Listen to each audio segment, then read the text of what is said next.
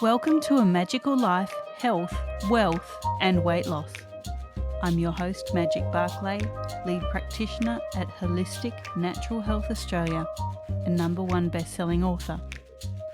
In this podcast, I aim to give you practical tips on how to accelerate and sustain your health, increase your financial, spiritual and emotional wealth, and to look at something that haunts many of us needlessly, weight loss.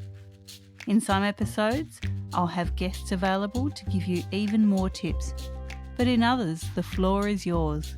Drop us a line at A Magical Life Podcast on Facebook and let me know what you would like to know more about. Now, sit back and enjoy, because it is time for you to create and truly discover a magical life. Welcome back to A Magical Life. I'm your host, Magic Barclay, and today I'm again joined by Eileen Franco from the Radiant Wellness Company. Welcome back, Eileen. Hi, so happy to be here, Magic. Thank you for having me.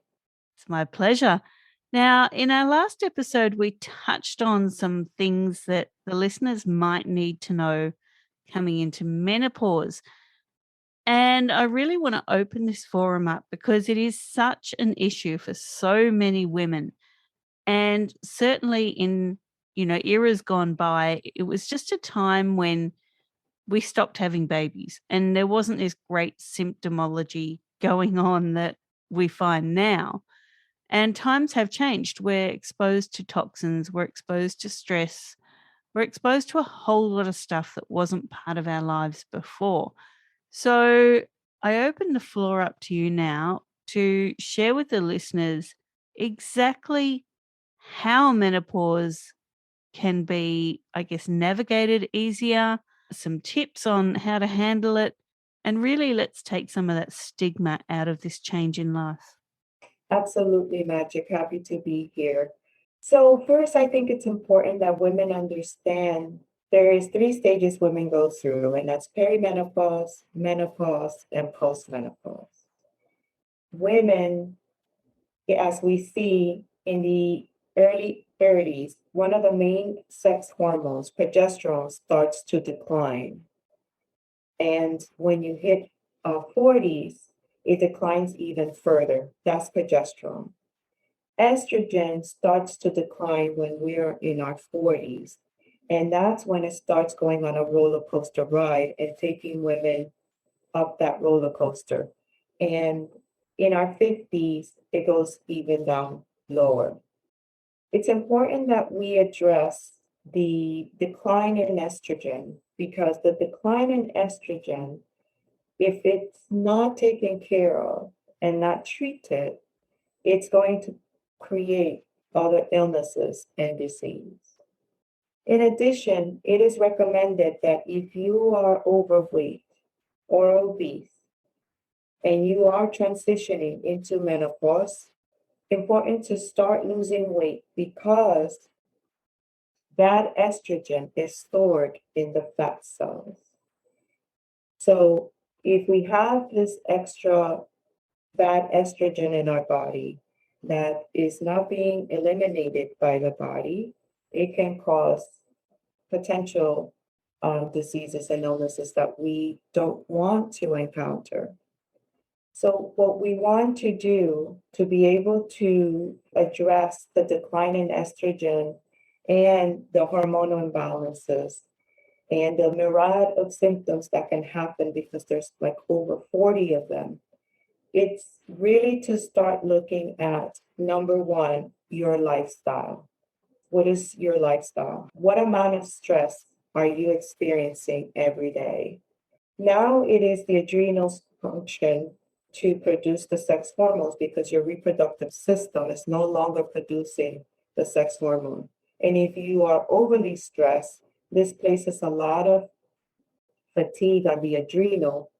The reason why a lot of women, while transitioning into perimenopause, also experience adrenal fatigue, and it's due to their lifestyle and the role that they play. If you're constantly on the go, if your parasympathetic system doesn't get to calm you down, overwhelmed, living over the edge, you're exhausted, poor diet choices, emotionally reactive, inability to say no, that's going to be one of the major things that you want to start dialing down and changing in your life is your addressing your stress levels, your setting boundaries, changing your diet to healthier diet. Because again, it all starts with our diet and our lifestyle. So to navigate perimenopause and menopause successfully, stress is one of the areas that you want to look at and make sure that you are processing stress out of your body instead of keeping it inside your body because it will affect not only your adrenals, but also your liver. Your liver can become so congested that it will not be able to metabolize it. And the overproduction of cortisol in your body and not being able to release that is then going to get stored in your fat deposit cells. So it's important that we address stress as one of the major underlying causes that we want to lower. And I think that can be done just as simply as telling yourself that you're okay. So, how many times, listeners, do we go through our day and go, "Oh, I'm so stressed," or "Oh, that's stressful"? Really watch your language because as soon as you do that, your body hears it and it goes, "Oh, wow, I'm so stressed. I have to create the physiological response to match that thought, to match those words." And really understanding that, by saying something different to yourself, like, wow, that's a lot going on, but I can manage this. That's changing the whole situation, and your body doesn't have to play catch up with what you're thinking.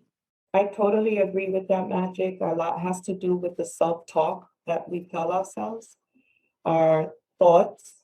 Definitely, we don't want to have negative thoughts. We want to be positive, and we want to speak to ourselves as if we're speaking to another person and loving on ourselves as we love another person.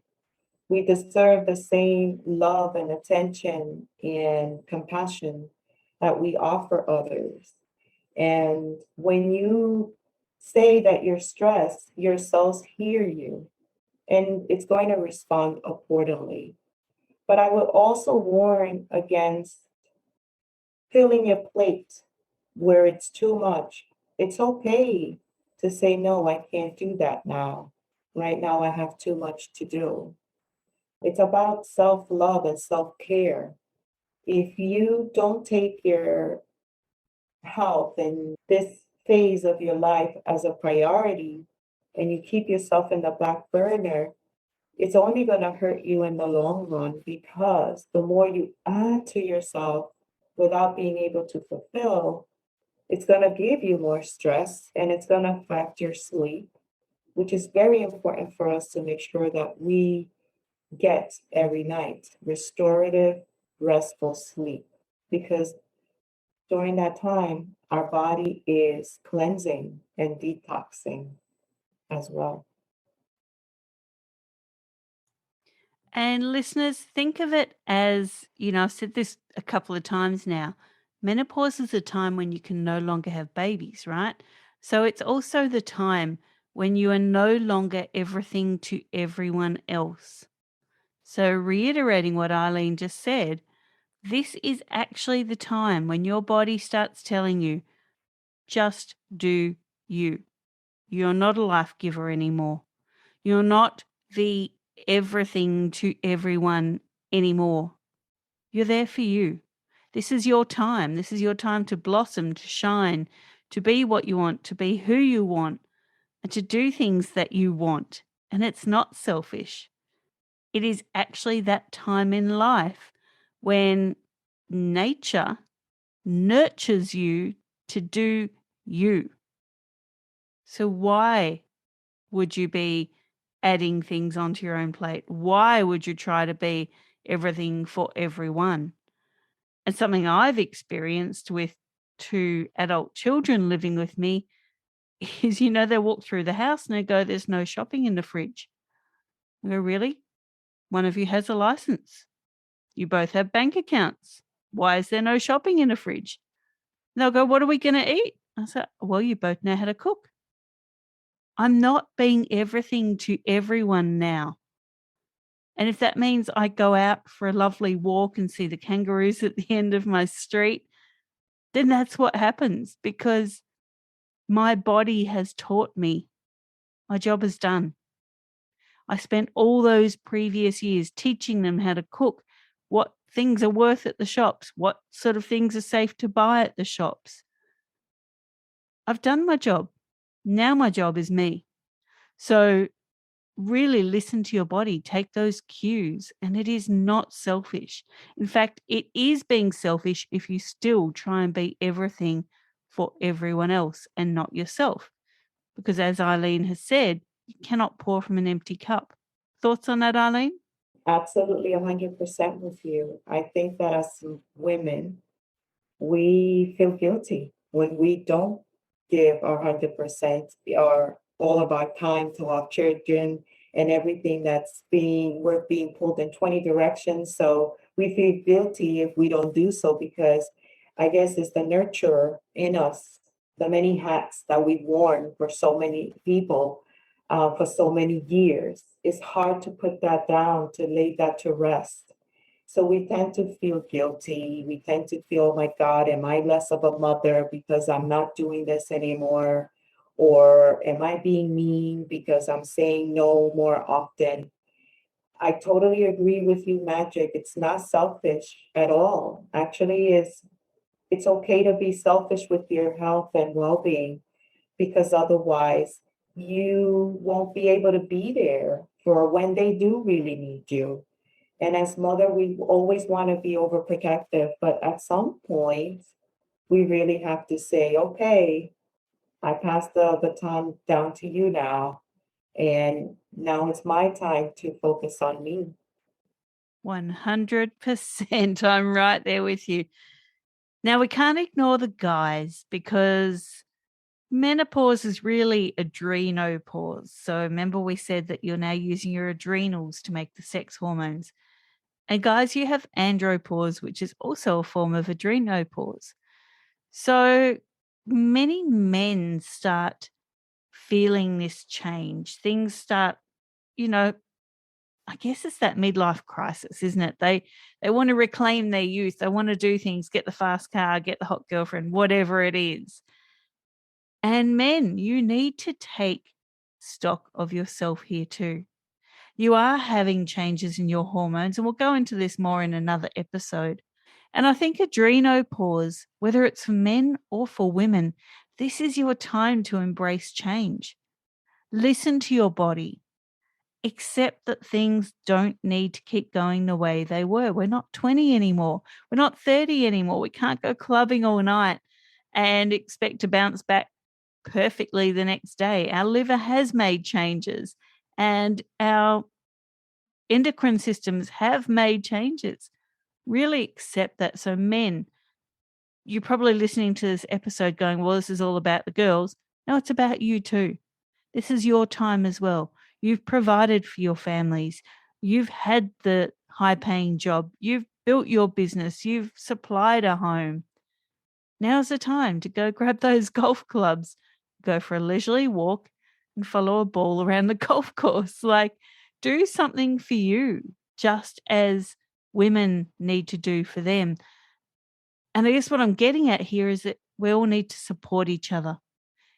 We need to cut this word selfish out of our vocabulary, because we're not being selfish. We're being self-full. We're really giving to ourselves, whether we're female, whether we're male. This is our time to shine. Approaching 50 myself, I'm realizing, wow, I'm so much more capable of things than I was when I was 20, because now I understand what's going on. So really look at the changes in your body, make the changes in your psyche, and definitely set up that self-care routine. Eileen, what are some top tips you have to setting up a self-care routine? Because many people will be thinking, oh, that's fine, but I don't have time for that. So does it have to be like an hour every morning, or is there just a couple of things people can start with? Hi, Magic. Yes, there are a couple of things people can start with, and you really don't need to have an hour for it. It depends on your schedule, but I'll give you an example of my self-care routine. I wake up in the morning and I go into gratitude prayers, right? I start doing my gratitude prayers. After I drink, of course, my glass of water to hydrate my body first thing in the morning. And I usually drink that with lemon to detox my body on an empty stomach because I do fasting, so that helps me. But I drink my water, I do my gratitude prayers, which is about 5 minutes. Then I do a little routine of movement, which is yoga, right? And that could be 15, 20 minutes. So I have about there 20, 25 minutes. And then I take another 5 minutes to start doing some meditation, visualization, affirmation to set me up for the day. And those are little things that you can start with, but you start with what's more pressing to you. It could be journaling in the morning to start your day, to get your thoughts down first. It could be taking a walk versus doing yoga, being in nature, which is also fantastic if the weather permits it. Reading a devotional if you have to, doing some reading if you want to do early in the morning, having your green juice, a superfood green juice in the morning. You know, those are the things that you can start with small. And I suggest that you start with one first and get used to that. Do it for a week and then add another one. This way it's not so overwhelming and you think you need to do them all at once. Start with one, then implement the other when that one has been already part of your routine.